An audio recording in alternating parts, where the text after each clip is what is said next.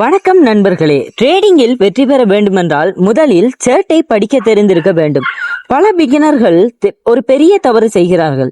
சார்ட்டில் சிவப்பு பச்சை நிறத்தில் சில மெழுகுவர்த்திகள் ஹேண்டில்ஸ் தெரிகிறது. ஆனால் அவை என்ன சொல்ல வருகிறது என்று தெரியாமல் ட்ரேடில் நுழைகிறார்கள். அதனால் தான் லாஸ் ஏற்படுகிறது. இன்றைய வீடியோவில் ஹேண்டில் ஸ்டிக் சார்ட் என்றால் என்ன, ஒரு ஹேண்டில் எப்படி உருவாகிறது, ஓபன் ஹை லோ க்ளோஸ் என்றால் என்ன, கிரீன் ஹேண்டில் ரெட் ஹேண்டில் எப்போது உருவாகும், பையர்ஸ் மற்றும் செல்லர்ஸ் யார் வெற்றி பெற்றார்கள் என்பதை எப்படி கண்டுபிடிப்பது என்று முழுமையாக பார்க்க போகிறோம். முதலில் ஹேண்டில் ஸ்டிக் சார்ட் என்றால் என்ன என்று பார்க்கலாம்.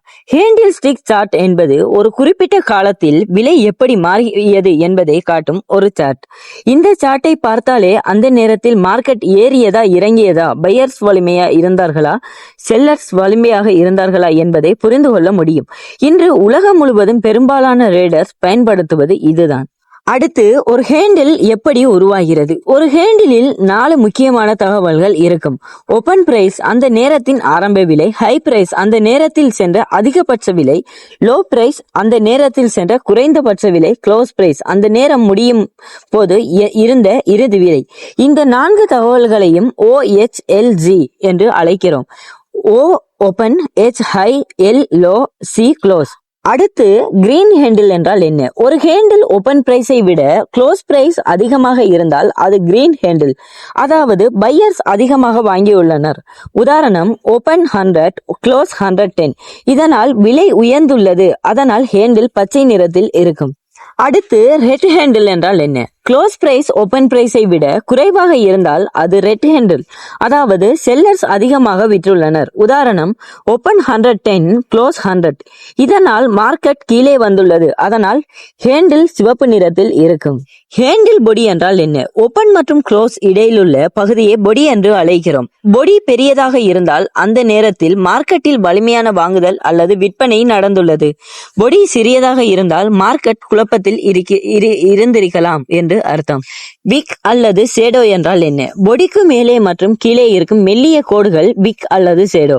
மேலே இருக்கும் விக் என்பது அந்த நேரத்தில் விலை எவ்வளவு உயரம் சென்றது என்பதை காட்டும். கீழே இருக்கும் விக் என்பது அந்த நேரத்தில் விலை எவ்வளவு கீழே சென்றது என்பதை காட்டும். இதன் மூலம் மார்க்கெட்டில் ரிஜெக்ட் ஆன விலைகளையும் புரிந்து கொள்ள முடியும். பையர்ஸ் வெர்சஸ் செல்லர்ஸ் எப்படி தெரிந்து கொள்வது. தொடர்ச்சியாக கிரீன் ஹேண்டில் வந்தால் பையர்ஸ் மார்க்கெட்டை கட்டுப்படுத்துகிறார்கள். தொடர்ச்சியாக ரெட் ஹேண்டில் வந்தால் செல்லர்ஸ் மார்க்கெட்டை கட்டுப்படுத்துகிறார்கள். ஒரு பெரிய கிரீன் ஹேண்டில் வந்தால் வாங்கும் சக்தி அதிகம்.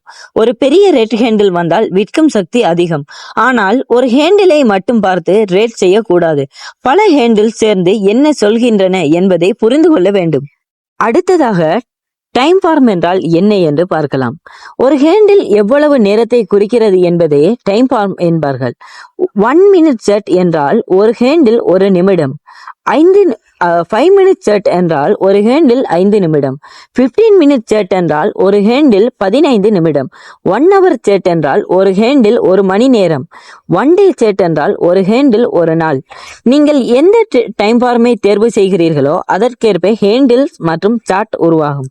பிகினர்ஸ் செய்யும் தவறுகள். கிரீன் ஹேண்டில் பார்த்தவுடன் உடனே பை செய்வது, ரெட் ஹேண்டில் பார்த்தவுடன் பயந்து செல் செய்வது, ஒரு ஹேண்டில் மட்டும் பார்த்து முடிவு எடுப்பது, டைம் ஃபார்ம் மாற்றி மாற்றி குழப்பம் அடைவது. இந்த தவறுகளை தவிர்த்தால் உங்களுடைய முதலீட்டை இழப்பதற்கான வாய்ப்புகள் குறையும். இன்று ஹேண்டில் ஸ்டிக் சார்ட் என்றால் என்ன என்பதை முழுமையாக பார்த்தோம். ஒரு ஹேண்டிலில் இருக்கும் ஓபன் ஹை லோ க்ளோஸ் பற்றியும் தெரிந்து கொண்டோம்.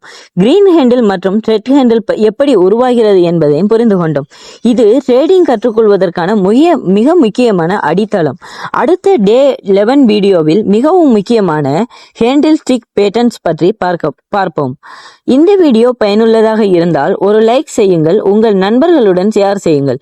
மேலும் பைனான்ஸ் A to Z தொடரை முழுமையாக பார்க்க எங்கள் சேனலை சப்ஸ்கிரைப் செய்து பெல் ஐக்கானை அழுத்த மறக்காதீர்கள். நன்றி. அடுத்த வீடியோவில் மீண்டும் சந்திப்போம்.